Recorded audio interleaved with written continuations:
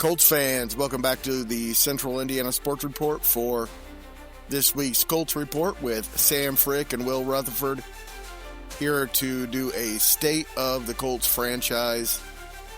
And man, the state is good. Sam, Will, welcome. I do not believe that the Colts are good enough to contend for anything as long as they stand pat on defense. I think now, and I don't think they've played an elite defense except for the Rams, who had a couple of guys missing. But we're to the point where we should start expecting 30 points every week. The question I have for you guys is the defense good enough to carry them a long way? I don't think so. I mean, we talked about this ad nauseum all year long. I mean, look at yards allowed according to ESPN. Colts are ranked 22nd in yards allowed per game. That's not counting for their rush defense. Although our overall defense is ranked in the top half of the NFL, a lot of it is because we're doing a good job overall being stops we needed to. And in fact, we've actually have I think it was like a +7 in turnover ratio. I think we're ranked third in the entire NFL. A lot of big plays. This is a defense that is the only defense in the league that has a turnover in all 7 of their games played up to this point. Greg, I think to say that this defense is bad enough to limit their potential playoff success is true if we're looking standalone at this defense and not as a team in totality. I believe that special teams, they are a very good team. I would say in the top 8 when you look at Barry Sanchez as a punter. I think the kicking situation is a little down with Badgley versus Schrader, but it's still serviceable. And I don't think that we have to view this defense through the lens of they have to win us games. This offense is going to win this Colts team's game. It's can the defense just be good enough? And I think up to this point, you've seen they are just good enough. Are they great? No. But there have been bad defenses that have gotten deep in these playoffs before. I expect them to add at the deadline. I don't think this defense is a finished piece yet. I want to make one quick mention here about that. I think the big question about defense is, will they have enough healthy bodies by the time we even get to the playoffs?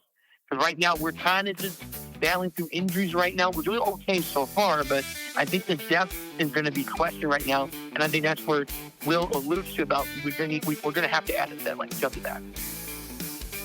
Now that we got that out of the way, guys, let's talk about this offense. Well, Greg, where do you want to start? Because I think that we could probably talk about each element of the offense for about 20 minutes. So what do you see as the most integral part of this offensive success up to this point? You know my answer to that. That's this offensive line. When you lead the league in rushing and you give up the fewest sacks in the entire league, you're the best offensive line in the league. I don't care what anybody says. I think Daniel Jones being a smart quarterback has helped that out a lot. I think having Tyler Warren as a safety valve has helped that out a lot as well. Tyler Warren being a pretty good blocker also has helped that, but Daniel Jones is one of the best stories in the NFL. Jonathan Taylor is probably the best running back in the league right now. I still think the offensive line's the answer. Bortolini's been great. Gonzalez has been great. Braden Smith was amazing this week, and I don't even need to mention the other two. I was going to add to that. The Colts are ranked second in the NFL in total yards, just behind the Dallas Cowboys. We're ranked 5th in passing. Jonathan Taylor having the best season in a couple years, I would say. Daniel Jones having the best season of his career. And what we saw against the Chargers last week, to me, was shocking. We were up 23-3 in the first half. Is that right? It was crazy. We were up by 20 points in the first half in L.A. against the Chargers, against a playoff team, the L.A. Chargers. I know L.A. did make it close in the second half, but I thought it was really just a telling story about the offensive line this season we've had up to this point. And I'm seeing right now, there have been projections going on, speculating or projecting that Daniel Jones could be making upwards of $50 million per season in his next contract extension. So he's in for a big payday, one way or another. I'm just not even going to comment on that. Will, go ahead. Well, Greg, interesting tidbit about the offensive line that I saw today. They are the only offensive line in the entire league that does not give up a sack on 3rd or 4th down. So they're getting it done in the money down, which I think also alludes to linebackers picking up blitzes too, and Daniel Jones having a hot route somewhere for him to get the ball out if he's got a free blitzer I think that the offensive line, and I'm going to take a victory lap here because I did say at the beginning of the season that it was going to be much better than you thought it was going to be. So I'm glad that you joined the good side now.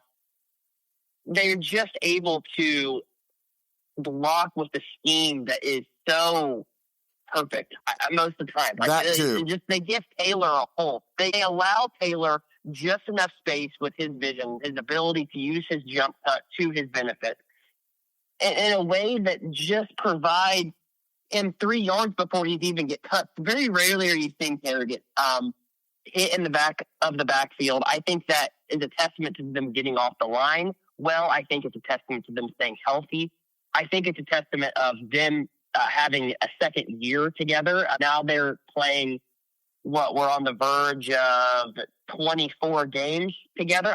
You're going to see it, I think, trend in this direction, but the jump they've taken, especially Bortolini and Gonzalez from year 1 to year 2, I think is what has allowed them to unlock the potential of both the run game and the pass game, kind of marrying each other to create a relationship that allows them to be super unpredictable and first and second down and just get ahead of the chains every single possession. Braden Smith had an incredible game, like I said, this weekend. Ryman early in the year looked like he might be a bit down, but he's bounced back the last couple of weeks, has looked really good. You cannot emphasize enough how much coaching and scheme has meant for this team and for this offensive line. The line's been great, but the scheme has given the line every opportunity to be great. It just feels like a broken record at this point in the season, but I mean, chemistry matters, and when you have a quarterback that understands exactly what the coaches are communicating to the quarterback, it makes all the difference in the world. For the wide receivers, it makes a difference for the offensive line, it makes a difference for the running back, it makes a difference for the defense as well, because the defense is going to know they have the confidence in the offense to get the job done, so defense can do their job as well without feeling a sense of feeling overwhelmed, it seems. Communication is always important. So if your quarterback and your coach are not on the same page, that's where we have had issues with the Colts in recent years. Finally, for the first time in a long time, we finally have a sense of consistency with our quarterback and the scheme that our coaching staff is trying to run over the past couple of years. And that's huge because we're not too far away from that Pittsburgh game in 2 weeks. And so Tennessee game's going to be a nice warm-up game for what's to come in the next couple of weeks with the Tennessee game and then the international game in 2 weeks from now against the Falcons. So we got a tough stretch coming up, but this is a good sign, having that sense of consistency right now. And Daniel Jones being the best that we've ever seen so far is crucial for the Colts to maintain their momentum so far this year. And people are starting to take notice of it. I don't think at this point, Will, there's any doubt they're one of the best teams in the league. I just don't think they're quite good enough to be a factor in the end. I think a trade deadline deal might change that. I would argue why not? Like, this is not a facade at this point. We're 7 games in. You're seeing what this offense can be. You're seeing the defense be able to hang in games when it matters. They were able to stop that Chargers offense from getting it within a score. They've made timely plays. They've committed turnovers when they needed it. I don't see why anybody would say they can't go deeper. You're seeing a lot of issues, especially in Buffalo, their inability to stop the run and their back end being so banged up. You're seeing Kansas City, who is, I think, coming into their own and will present a lot of issues for this Colts team. But at the same time, it's not like that offense is firing on all cylinders up to this point, too. I know it was misleading having a 33-0 win over the Raiders. The Raiders are horrible. The Colts still put more points up on that defense. I just don't know where the issue is. They've beaten the Broncos, who would be, I believe, the 2 seed in the West up to this point. They've beaten the Chargers. Like, what more does this team have to do to prove they are legit contenders? It's not like you're seeing any other team really take this step forward and cement itself as Super Bowl favorites. I just think the door's been left wide open, and the Colts are sneaking in, looking to try to make a deep playoff run. I think the only thing I'm alluding to at this point, and the only concern I really have is just our defense. In terms of passing yards allowed, we are bottom 4 in passing defense. But really beyond that, we're right there, and we're really knocking on the door. for the Super Bowl conversation at this point. So, yeah, on paper, I don't know if we're quite good enough to compete for the Super Bowl, but why not? Look at all the other Indiana teams that we've seen recently. The Pacers made a run to the NBA Finals, went to Game 7. The Fever nearly beat the team that won the championship in Las Vegas. So it's not the Colts don't have a chance. There is a chance. I think they just need to make some moves defensively to put a sense of assurance that the Colts are serious about making a run to the Super Bowl. But we have the pieces to do so. All right, guys. Titans at home this week at Pittsburgh. The game in Germany against the Falcons. Then 2 weeks later at Kansas City. What is the Colts record in the next 4 games? Realistically, you have to hope that you can at least come away at least with 2 wins over the next 4 weeks. I think Tennessee, they should be favored in that game. I think the Atlanta game, they'll be favored, although that's always tricky because they're going to Germany. I know the Kansas City team is going to be a challenge, but for some reason we seem to do pretty well against Kansas City in the past. So that's kind of a coin flip there. Pittsburgh, we'll see what happens once we get to Pittsburgh. It's always a tough place to play. But I'm hoping we can get to at least 2-2, if not 3-1. I don't see any reason the Colts can't win all 4 games. No. I had a feeling that'd be your answer. With the Steelers. The Steelers are not a good football team. They are a completely mediocre football team. They have beaten nobody. Let's go through their wins before we move on. I think that this will make everybody feel better about that game in particular. They win and give up 32 points against the Jets, who have made a quarterback change now. They lose at home to the Seahawks. They beat the Patriots, who had 5 turnovers in that game. They beat the Vikings, who do not look like the Vikings of last year, in an international game, and they've beaten the Browns. They just got beat against the Cincinnati Bengals, a team that played a quarterback that was there on 5 days. What is it about this team that's scary? They give up a lot of points. Their offense is super reliant on Aaron Rodgers being Superman. They cannot effectively run the ball. This Colts team is without question better than the Steelers. I don't know why the Colts would not be favored going to Pittsburgh.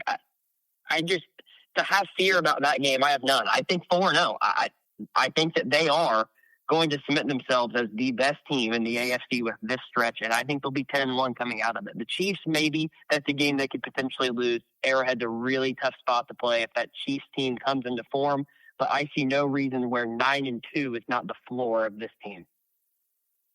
Will's out of his mind. I think if they go 3-1, we should be very happy.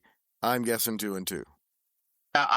You love Mike Tomlin more than I do. Mike Tomlin loses games all the time that he has no business losing. I think he's going to get completely outclassed by Steichen. He did the last time these two teams faced off. Actually, the last 2 times this team has faced off, the Colts have come away with wins. Granted, that was both of those games were played at Lucas Oil. I think they go in there to Acrisure and they steal all of the thunder in that stadium and they walk away with a big win. Thanks, guys. We'll be back on Friday afternoon with our Colts Titans preview with Sam and Will, which we're going to go record right now.